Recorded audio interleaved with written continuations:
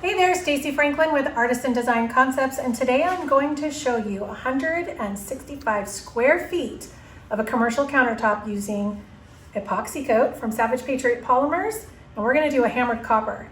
Ready? Let's go!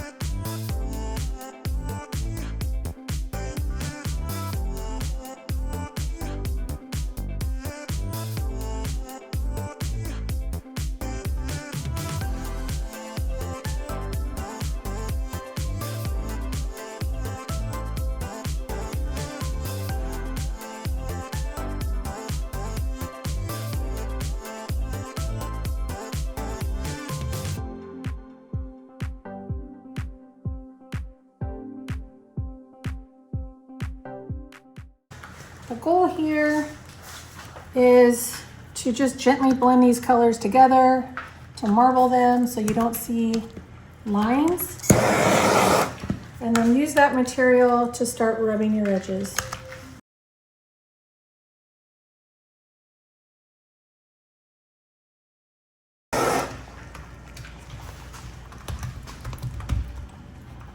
So I'm just chopping it and blending this where it's not over blended, but just so it has a nice marbled look. And then I'm gonna grab my teal color for the patina and add that in. I'm just grabbing any thick spots and using the epoxy from there to make sure that my edges are coated.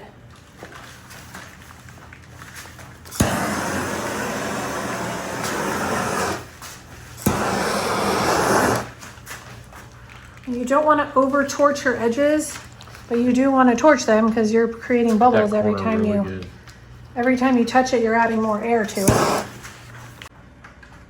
So for the teal, I'm just drizzling this in little areas. And then I'm going to blend it in so you don't see a bunch of squiggly marks. You don't have to do this, but if you like the patina look, good way to achieve it. I'll get some near the edges so it'll kind of drop off too.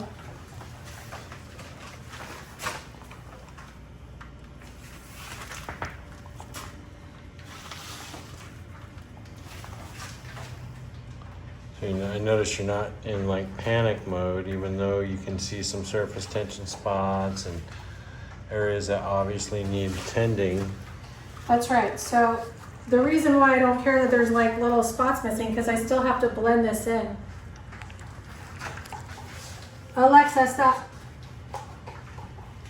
And so when I blend this in, that's my opportunity to hit those spots. And then of course, after I torch, that's when I'll really get to see if I'm missing anything. What was that alarm? That was to check my alcohol over there to see if I need to hit it right now. So this is a piece that she already did, and look at these cool effects in the sheen.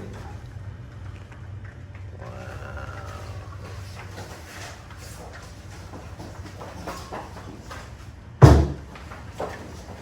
There it is right there. I'm trying to catch it.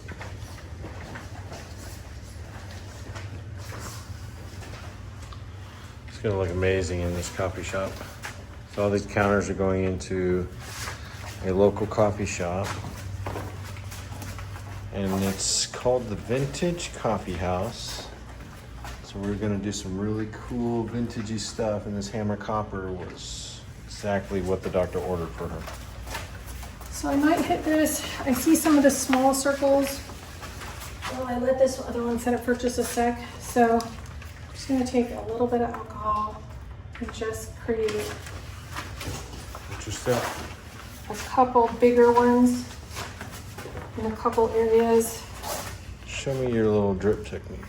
Just take it in your hand and just kind of let it fall in big droplets. The small ones are created from me spritzing it out of the bottle, but I want a couple big circles, or big areas, and that breaks it up and creates its own little tone. It's hard to see from that side of the counter. You can see a lot better from this side. I was trying to catch some of the top sheen gold? effects. Yeah, it's that side. The way that gold is just Yeah. floating to the top, and you Yeah. can kind of catch that effect. If you like the gold that rises to the top there, you will lose it if you sand your color coat before doing your flood coat. So in order to keep that, you would have to pour your flood coat within 12 hours of your color coat, and you don't have to sand in between, and you'll keep that pretty gold. She's blending in the patina look. So here, all those little squigglies, I'm just kind of pushing it around. Keep in mind, it's going to move, and then I'm going to hit it with alcohol, so it's not going to stay where it is right now. But this is my opportunity to make sure that there's no dry spots. I'll have to come on that side. So we come over there. So when lighting isn't good, like this side of our shop is kind of dark, you really got to pay close attention to your edges and just try to get the light, because I'll be fixing that problem, don't worry. I'm a handyman now, in case somebody didn't know. Check our website. We offer handyman services under the Artisan Design Concept umbrella now. yes, we need new lighting, please. A lot of it.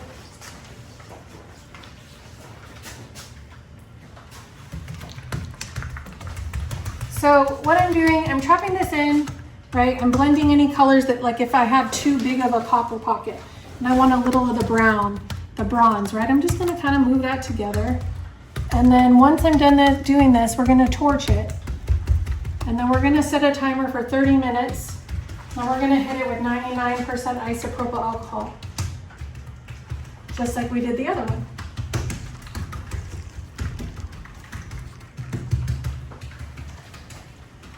Now, something to remember, EpoxyKote works like normal epoxy. You can use alcohol with this. PolyKote, no alcohol.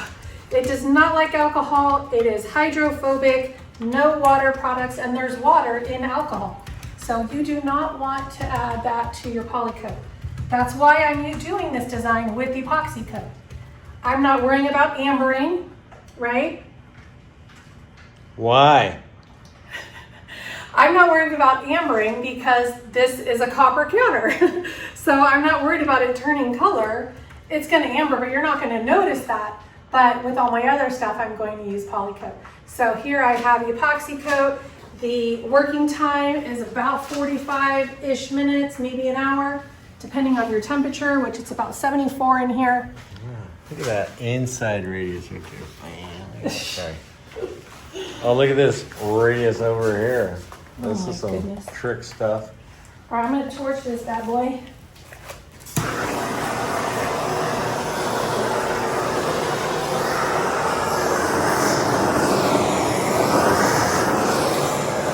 Kind of see how close you're actually getting. Almost touching the blue flame, but just sweeping pretty quickly. I'd say it's maybe what, like 6 inches from the surface. That's about 4.5. Yeah, 4 to 6 inches. But it is a sweeping motion. I'm not leaving it there, it'll burn.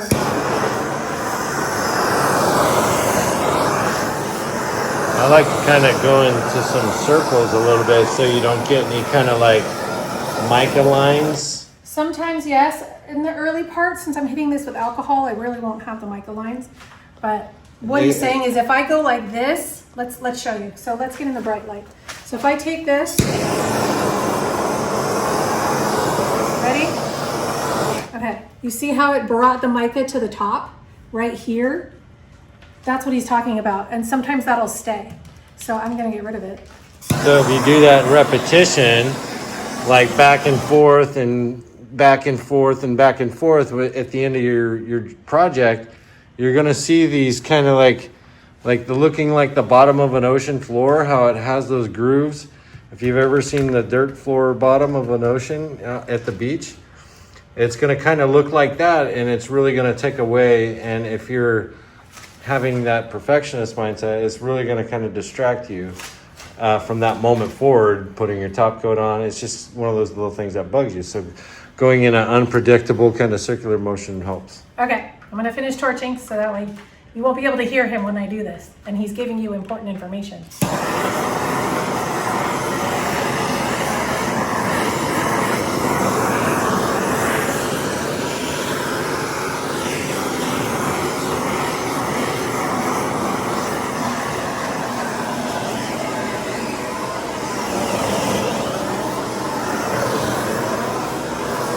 Now the goal of this first torching is not to make it perfect, because I still have to torch after I do the alcohol.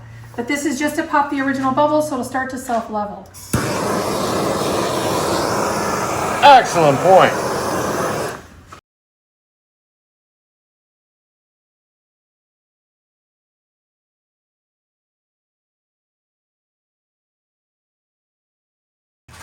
All right, so I'm gonna take my alcohol. It's been 30 minutes, and I'm just going to drop big droplets to start. Now little ones are gonna come off my hand too when I flick it like that, but I really want the big ones. Now here's what I want to advise against: overuse of alcohol. If you use too much at first, it'll kind of make your design fuzzy looking, okay? So you want to put it out, give it 5 minutes for it to spread, because as you notice, here, I'll throw some down here, and you can see it start to move and get bigger. So you want to let it do its thing and then judge it. You can always add, just can't take it away. Now, also something to notice, when I'm flicking my alcohol, it's hitting my edges too. So pay attention to that and go back and check your edges, because if alcohol hits the edge, it'll kind of leave a divot there. That's an excellent point. So it's bound to happen, and that's okay. But you just have to look for it when you're done.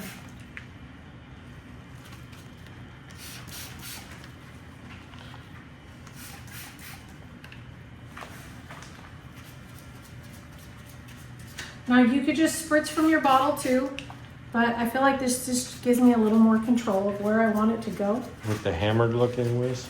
With the hammered look anyway, yeah.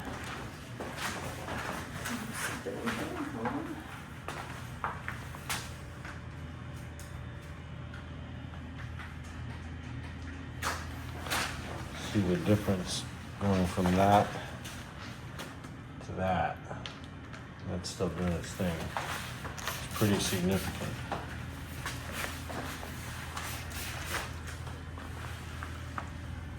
It's kind of hard to see in this back I section. know. So. That's why I'm trying to get like level with your application so the technique gets captured really well.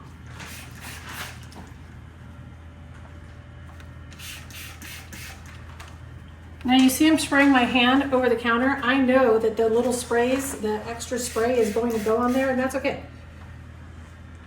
That's giving it its own unique little dots and bubbles.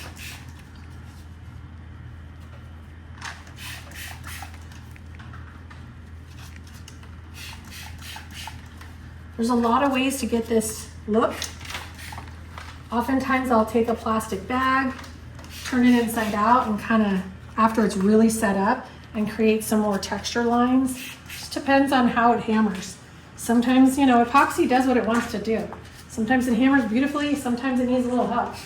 So far, I really like how EpoxyKote hammers, and I haven't had to... Smile! Hi!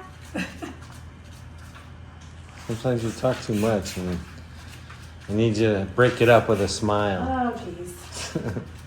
Nobody needs to see my face. They want to see what's happening here. But like this is hammered so beautifully, I'm like really happy with it. And then come through and get a look. Yeah.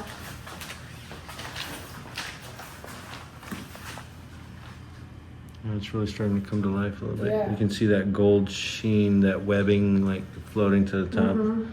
Very intricate cells that you can't quite see. Gotta get the light. Yeah, there you go. Let me see.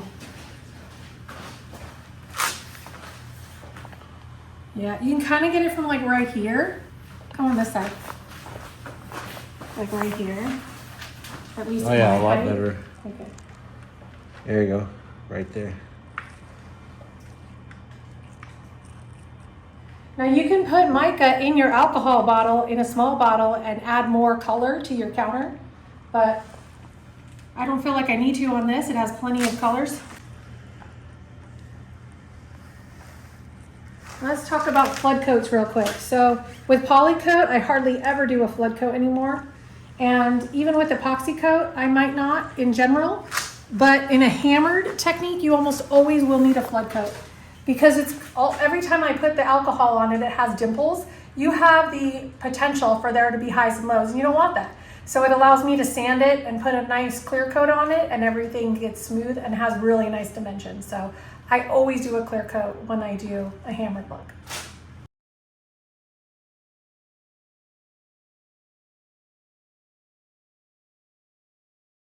Still just looking at all this greatness. It's gonna be an awesome look in this coffee shop. It really is.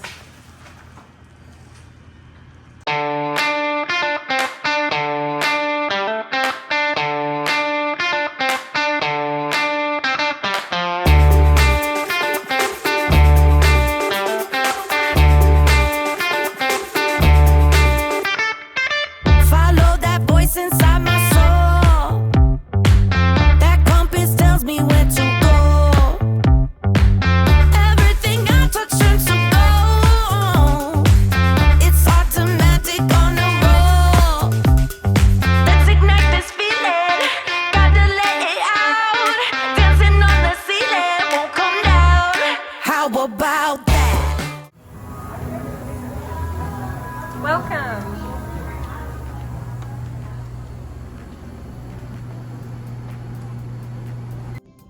Hi, I'm Kristen. I own the Vintage Coffee House. Recently, I was looking for somebody to replace my countertops. The previous countertops had been here for many, many years and they were worn out. I was looking for a product that would suit my needs to elevate my space and bring some color, and I was just falling short. Everything was the same, contractors were the same, nobody brought me anything that was artistic and beautiful to enhance my space. And I found Artisan Design Concepts. They made everything amazing from start to finish. They came in, they measured everything. Stacy knew exactly what color I was looking for and even made it better. Pricing is amazing. The product is incredible. All of the extras that I had in my mind, they brought to life and made my space even better. I'm very happy and I would highly recommend their service and their product. It's amazing.